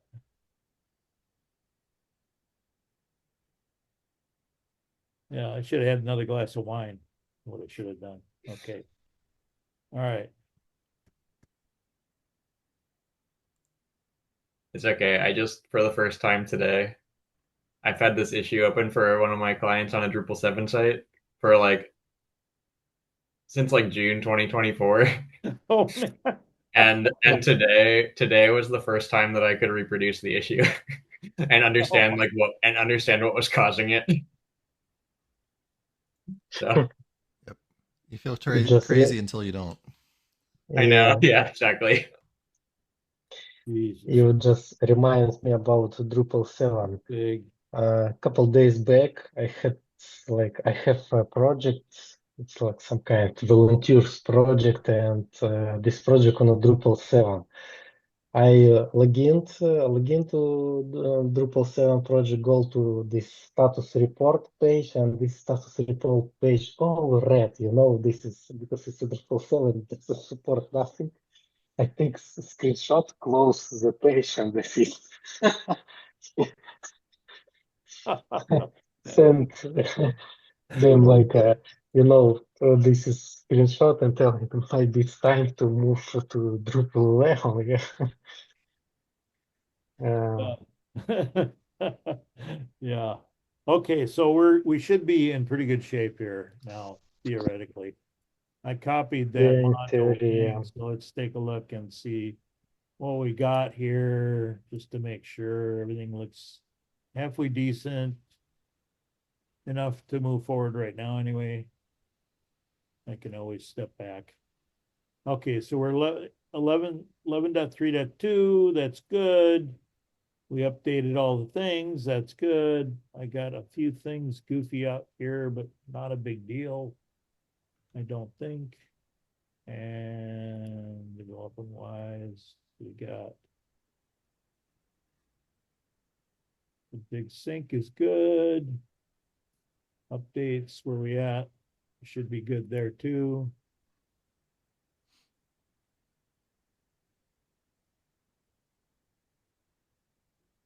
Yeah, okay. So all this is basically, Drupal CMS with a couple of content types that I added in here. In fact, I think I just used the blog content type from the old Drupal CMS Mhm. and added some fields to it. Yeah, so I had done a geoimage geometry thing from another recipe that I thought would be cool to show a map, but I changed the blog to travel portfolio and modified my fields. That's basically the extent of what I've got. So if I go to my main site right now, all I really have here is her travel portfolio. And I've only got one full portfolio thing out there. This is just Drupal CMS stuff, right? Couple added fields, Mhm. no big deal. And like I say, I haven't even done a I haven't even done a view yet to replace this.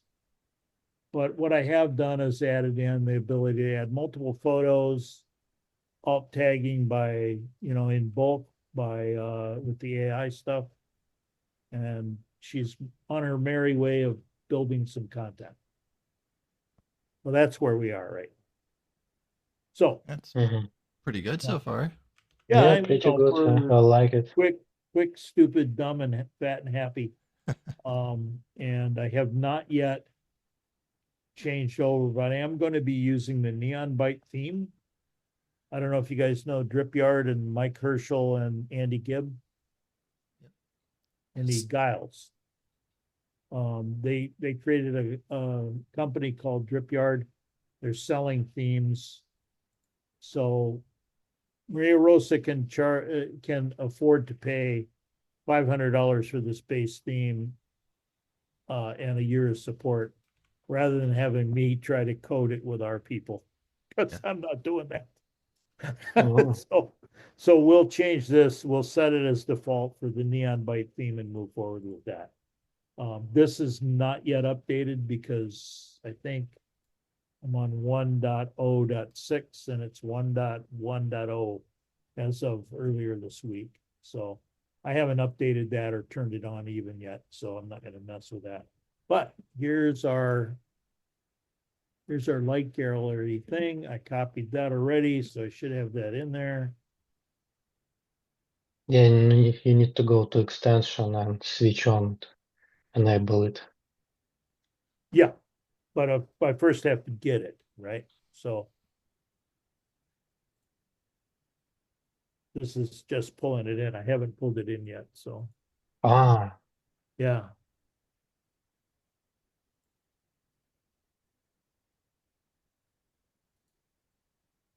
moment of truth, because nobody except my buddies Have you didn't done this? install Have you this. done this on a Drupal CMS, an old version Drupal CMS yet?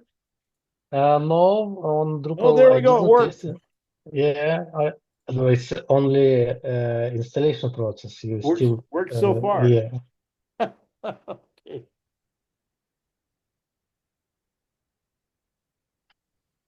I tested on a Drupal 11 and 11.3, developed yeah. on a Drupal 11, but I didn't try it on a Drupal CMS.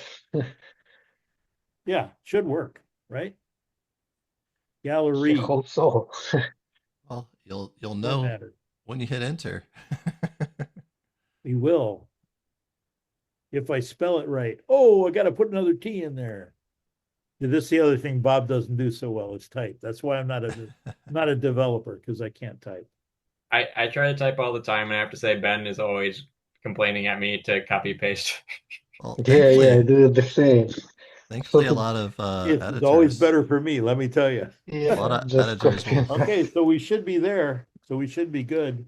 a lot of editors have autocomplete. So now, what do we do now? Since we got the module Uh, developer right here, let's just check. yeah, let's go to extents. Got it. And Probably have to have a display that you edit, I guess. I think for better and simpler representation, I have like a light gallery formatter model. You can see it's like a separate tab, like under jQuery UI, you have GeoField, jQuery UI, and you have light gallery. So like a Okay, I'm custom. sorry, I'm On the not quite left, following you. on the left part of the screen, you'll see Yeah, light gallery, Mhm. bottom left. yeah. Chat can translate for you from my English to your English. Yeah. Or you can type it in there. There's no, oh, there's a demo. Okay, Yeah, yeah. let's just What do I would that. like Turn that to, on, huh? yeah, and the preview as well. Yeah, there we go. We'll make it easy. I just want to get Yeah. to a simple display so I can start to play around and see what I got, huh? So what Yeah, does the let's have a demo look. give us? Does it give us a view? It's a give you a, type, not the type, separate with a presetted preview with the presetted settings for configuration for this Okay, gotcha. model. you can go to your content and you should see the extra content tab. And also it should be, yeah, you can Like see. manage fields or display? No, you can see Light Gallery demo content type, but can you go to content just to where you Sorry. list of all your Okay. content? Ah, gotcha.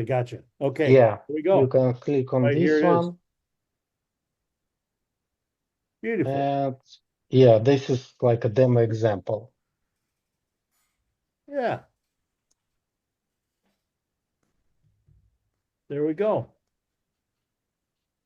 So that's demo example of content that you had already. Yeah, Okay, cool. and next one, you can go to the develop settings and change something for this Light Gallery demo content. It should be So am I going at the to media. media? It should be, Okay, yeah, for settings for media, it should be media types. not. We have this is configs where a little bit down. So am I going to content? Okay, yeah. Let's go to content type. I believe I have a link on the content type. Content Okay. type. Yeah. And let's go to the Light Gallery Light gallery demo. Gotcha. demo manage field.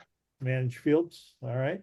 And then, yeah, manage display, I believe. Oh, display. Gotcha. Yeah. Manage display. All right. And here you can see it's a formatter, Light Gallery formatter, and you can click at the moment you will use profile default. And you can see this is manage profile. Choose display configuration for the gallery. Display How does it work? The main idea, you can set up different profile for the different fields, for the Okay. different entity, and at the moment you are using default profile. If you click on this manage profile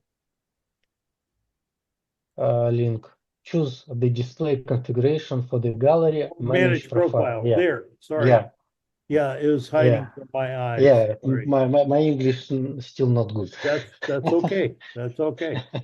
It's better than And my eyes. It really is. Okay, and so we here got this. you can see all these settings for the Yeah, this is gallery. If you click generate preview, you can see how does it work right now. that's how it is right now. Yeah, and for example, So you if I can click. come in, so am I picking for my display and am I picking an image style for that? For example, what can you click on thumbnail navigation Yeah, and enable thumbnail navigation? gotcha. And let's leave it as is, scroll up and click to generate preview again. And click on one of these, yeah. And you can see you have these small thumbnails. Yeah. Yeah. If you would like to use this is config, you just save it, go to demo again, and you can see the result. You need to save. You didn't. Sorry. We'll just do that. Maybe we'll get back to it. Yeah. Yeah, that's still there. Save. Save it, and you can here you can see you can keep a lot of add your custom light gallery So I profile can created, do, for example. if I add a new one, it just takes the default as a starting point. Not it's you should default is just like a for demo, but Okay. yeah, it's a good point. For But if example, I was gonna add a needs new, if I was gonna add a new profile, then would I add it, will it fill in the fields with the default or? not it's going not prefill it. You need like put all checkbox manually, Yeah, give this profile name, save it. But what nice in this implementation, you could easily switch it to default, to your custom one, to next one, and yeah. gotcha. Cool. The main idea you can, for example, have a different content type, a different entity, a different field, and set up different profile. So And you can see you now have, we have the navigation that we didn't have before. yeah, Gotcha. Okay, cool. I'm gonna have to play with this a little bit, but yeah, thank you. That gives me a yeah, good starting point though to play around with and see what I could do with this, because this is really kind of similar to what she had, I think, in mind. And I'll just have to figure out how to put it onto a node display. Maybe in Canvas, maybe not. I don't know. mm, Getting I don't know fancy. yet. Have you tried it with yeah. Drupal Canvas at all or no? No, I didn't have this Not yet. experience. Okay, cool. So maybe I'll come up with some new issues for you and Yeah, yeah, would be nice maybe because help in some this case, documentation for you or something. you're going to be like a first person without No, BIOS who I'm not can gonna be a release it. developer. No, but I might help you with some things. I don't know. Yeah, because you know at the Don't moment, look at me to develop it. You see what my skill set is, right? yeah, at the Oh, moment, cool. this model use only my friends, and they cannot like provide to me some Yeah, kind yeah, non-BIOS opinion, you know. yeah. Yeah, cool. Very cool. Awesome. So now I got another thing. And so let's see, another thing that's kind of cool with this is I am using stage file proxy, and that's working well for me because obviously I don't want to pull all her images down to my local. Yeah, So, that can be tedious. That's a good call. yeah, that can be very tedious. Yes, it can. I'm glad that Oh. module still exists. That's been around for a while. What's it? Which one that? Oh, The stage file stage file proxy. proxy. Yeah, that's been Oh around for Yeah, a yeah, while. yeah. Oh, that's amazing I model. love it. I use it all the time. Yeah. It all the time. So yeah, so we'll see where Maria Rosa wants to take things, but you know, she has to get a few more trips out there first and get some of her images up, and then I can start applying some of the stuff to her content. Because that was she had a problem the last time that she tried to get this done. The guy, she stopped talking to the guy because he wasn't doing what she had in her mind. And I said, Maria, we're not going to do that. You get your content out there and then you tell me what to do with it. Get your content out there first. I want to see you do your work. It's such so really useful for non-developers or people just like who don't understand how to work with like how to build a website. How people build websites basically is really what it comes down to. Yeah, yeah, exactly. Often I have someone who's like, I want this feature and I want to be able to do all this content, and it's like, all right, I need you. I know you don't have all the tools that you want, but I need you to do your best with what you have to show me what you want. Yeah, Like start exactly. putting in some content, and then I'll build around that. Yeah, yeah. And that method is something that I use quite a bit actually, because I find that there's a lot of, especially small businesses, or if somebody's like, oh, I'm a photographer, I'm a good photographer, I do that, I want to build a website. That's great. Okay. Where's your content? You got to get your content in there. If you can't get your content in there, I can't help you build it. So, not my problem if you can't get your content in there. Yeah. Oh, yeah. Anyway, it's pretty cool. But yeah, Good thank live you for demo. that though. That's very cool. I'll try it out and see what I can make it do, and see if I have any questions, and I'll throw some issues out Yeah, there for you. If if you have any question, you can just ping me in a Slack, and Cool. I would be happy Yeah, to cool. assist you. Cool. I mean, why not? Let's get you some more users out there. 6 sites. No, let's get more. Let's get more. Yeah. We'll get more. I'll throw it together in one of our site recipes, maybe. I don't know. We'll see. Who knows? Yeah. My daughter is an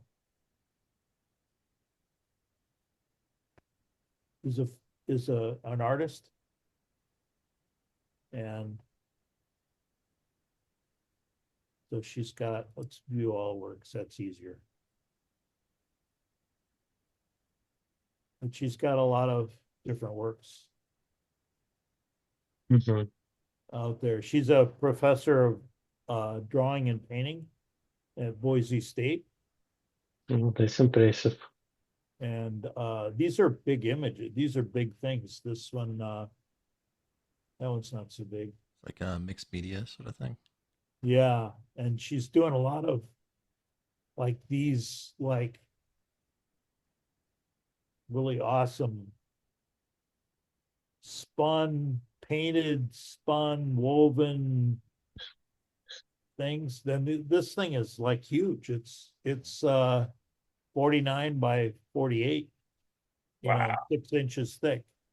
So, you know, It's some kind 3D, right? It's if it has like a yeah, it's 3 3D. dimensions. That's Almost one of like my a challenges right now is that we're talking sculpture. about how do we show these things better in a 2D platform?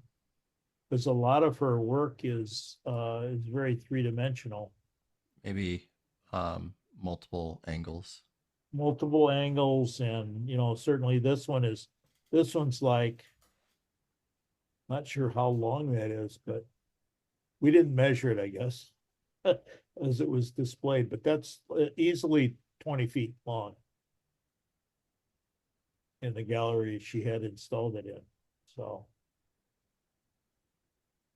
and I want to get her to do get some nice videography as well as the, multiple images of these different works.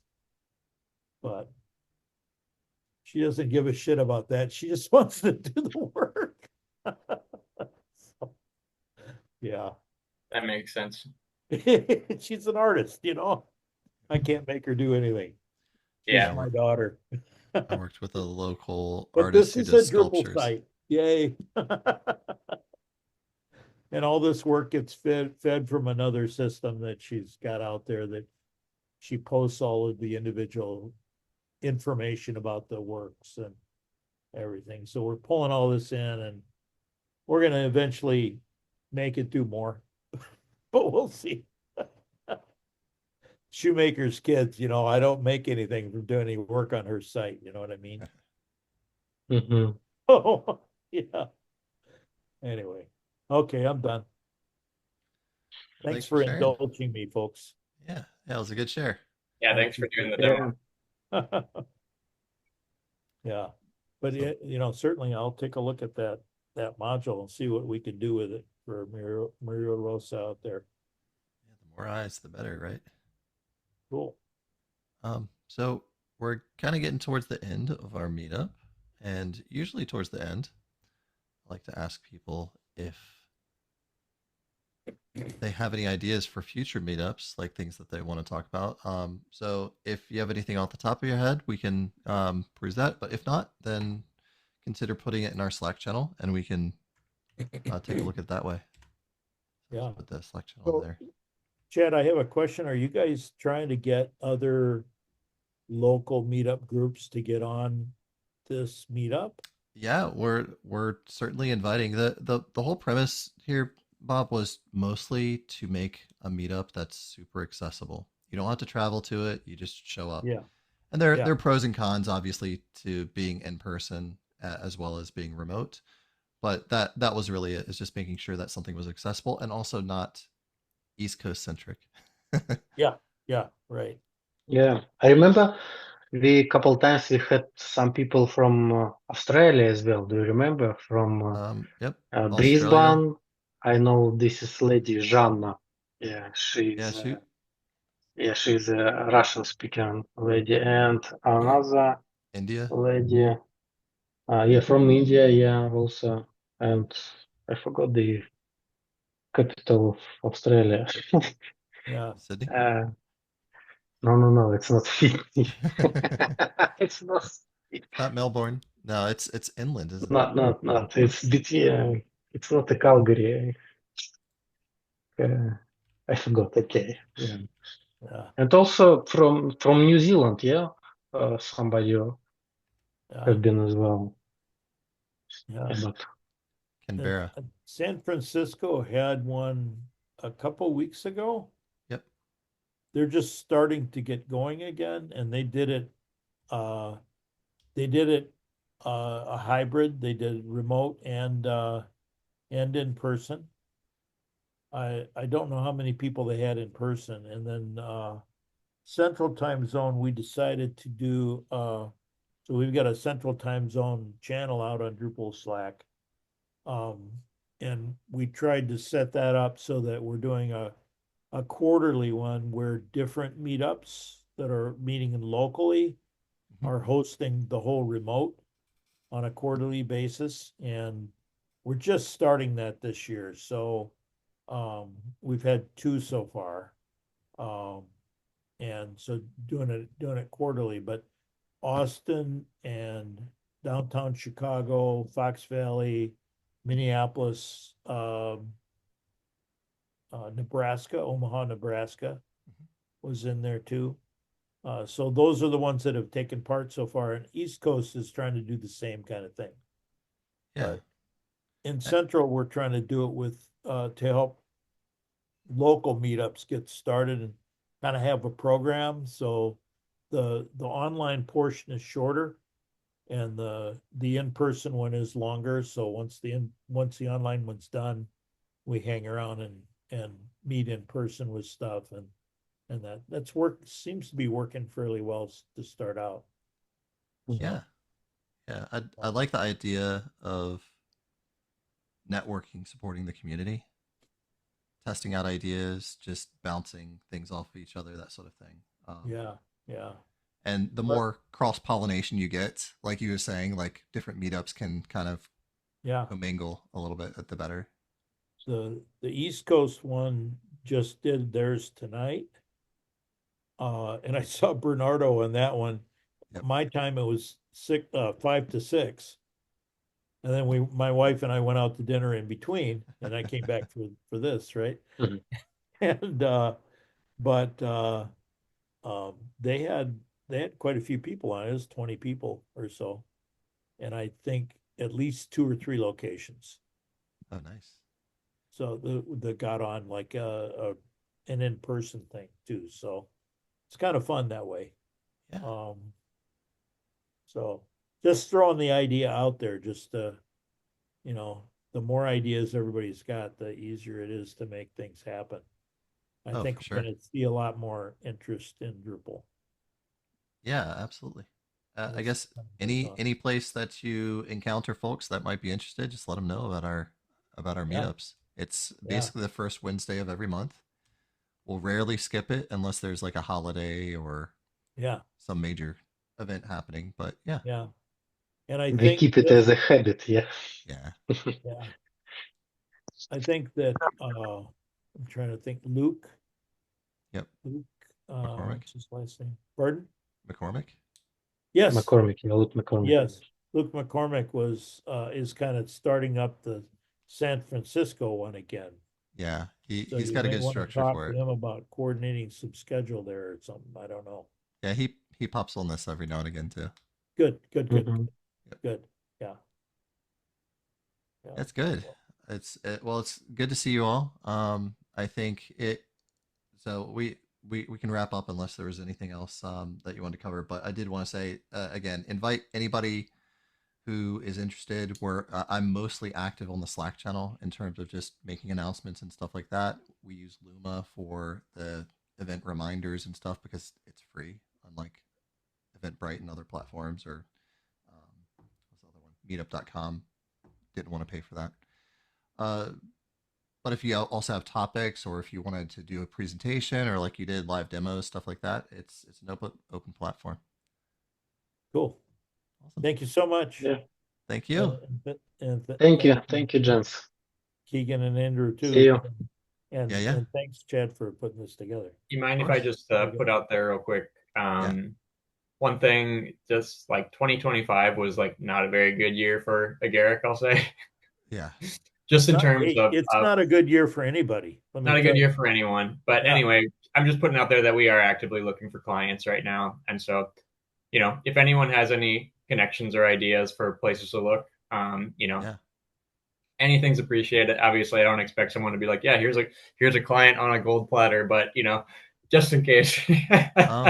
So Keegan, yeah, another strategy is always to team up too and go after a big one. Yeah, that is one thing a lot of the agencies do. I'm curious, are you doing like RFPs? I don't do RFPs. Right now, I've been looking at a lot of RFPs. I've put in 2 proposals this year. One of them was like really fast, and so I didn't expect to get it at all. The other one, they reached out to us, so that one's a little bit more hopeful. What's mean RFPs? Request for proposal. So it's large organizations are asking for things, and there are certain requirements that you have to navigate. Full disclosure, I did sales for Calamuna and a few other agencies, and I've got some experience in that area. I don't work for them anymore.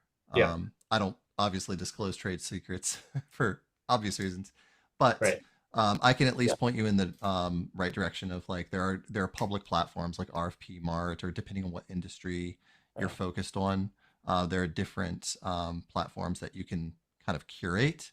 It is a pain in the butt to curate them, but I will tell you, AI tools will make short work of at least helping you qualify RFPs as you get into it. So if you haven't tried that, definitely do that. But sales and marketing is such a chore.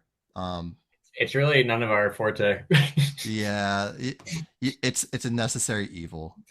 And as soon as you feel comfortable, that's when you should feel uncomfortable, because that work will eventually go away and you have to have something else queued up. Yeah, exactly. Yeah, absolutely. I did sales for 35 years. So, before I started doing Drupal work for another 20. So it's tough. And it's the a industry journey, That's why I don't do RFPs. The industry is constantly changing too. So you have to really adapt or die, sort of thing. And right now, because our industry is also changing, not just Drupal, but web development as a whole, with whether it's AI tools or quick solutions like Wix or Squarespace, there's a bit of competition. So it's good to find specialties that make you stand out, and really focus on what that message looks like. So when you do contact people, it feels very mature and very tailored for you to tell their story. I think. Oh, sorry. Go ahead, Bob. No, I said good point. Absolutely. Yeah, I think basically each of us kind of has some interests. Like each person on my team has different interests, but like generally speaking, like one of our big goals is to we'd love to serve all of the housing finance agencies across the United States. Okay. And so obviously that's there's one per state basically about. And that is like not as like obviously they've already got vendors, so it's not as easy as just like, okay, like let's just get new. But anyway, and things like in that space. So we work with like a few architects, and basically we're interested in working with people who are interested in like neighborhood development, like type things, as well as like housing data sort of stuff. So we have a handful of clients in that general area, and that's the direction that we want to move in. And for myself, I have like a research background, and my favorite things to work on are research oriented. So for my personal interest anyway, kind of around that is how I want to tie it in, is like if we can set up a way to have just like good, somewhat standardized housing data in every state in the country, and like good APIs for accessing that data, then we can actually make possible better research tools for understanding like the efficacy of policies, based on real like data of like how many people are housed, who's housed, and how many areas are empty, basically, like all that. Basically, I would like to make that data more accessible for researchers. So just like figuring out who the right clients are and getting them to be like, okay, how do we get all our data like together in a way that is useful for everyone in our space, basically. So there's probably going to be a whole lot of outreach to Yeah, those housing authorities and things like that. definitely. I want to follow up with you, but I want to kind of get some things organized because I Yeah. think there are some tools that might help you.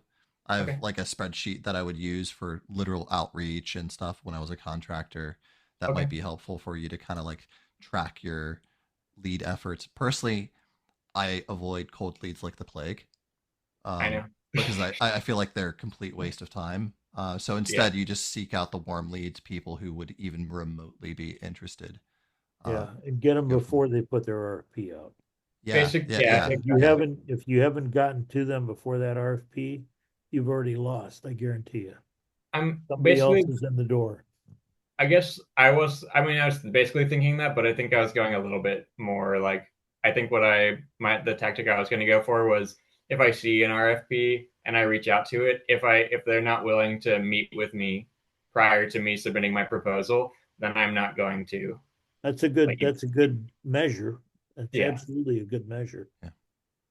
But So also asking the hard question of, hey, who have you been working with? Yeah. Because I guarantee you, most of them have worked with someone before they put their RFP out. yeah. Okay. All right. Awesome. Take a look at what they currently have. Yeah, See if they're already using something. Yep. See how archaic it. A little Absolutely. guerrilla research, that sort of Absolutely. thing. Yeah. Yeah. Yeah, But that's yeah. a good space though, and commendable. That's a good direction to go in. I wouldn't even think about going there because that's a long haul proposition for someone like myself because I don't know the space at all. So, but that's a really great target, But I Keegan's think. right. It's very data driven. A lot of Yeah, that stuff really pulls yeah, statistics and absolutely. stuff. I might have a lead for you though, personally, a personal lead that I could maybe put you in touch with. I would love to at least, be in contact with anyone who could give me I any have no tips or idea what anything. they're doing or where they're at right now, but Yeah, I sure. know them Yeah, of from course. 20 years ago, living here locally. I got to know them really well. They moved down to Atlanta, and Okay. she's in with one of these low-income housing development type operations. So I think it'd be a That's good lead. exactly the kind of thing that I want to be servicing. I'll reach out to her for you and see what they're doing. And All then right, maybe put awesome. you in touch. Thank you. Yeah, that would be awesome. I can put you can find basically my Drupal username is the same as I am on Slack. And I can also put my email in the chat here. I got your Drupal You've got profile. me. Yeah, I got you. Awesome. Cool. Awesome. Yeah. Yeah. Awesome. Thank you. Yeah. Thank you very much for Cool. Yeah. hearing my request. Yeah. I hear you. Hey, I'm in the same boat. I have a few projects on deck for this year and I'm not, it's not like we're worried about where we're gonna go. I've got a couple internal projects we're gonna do, but honestly, that's not the direction I want to go right now. I want to get a few more projects in the pipeline that we can start working on and building off of because I Right. would like to retire, and that means I got to get a team of people working, and so that I can step back to like 5, 10 hours a week and have them do the job, right?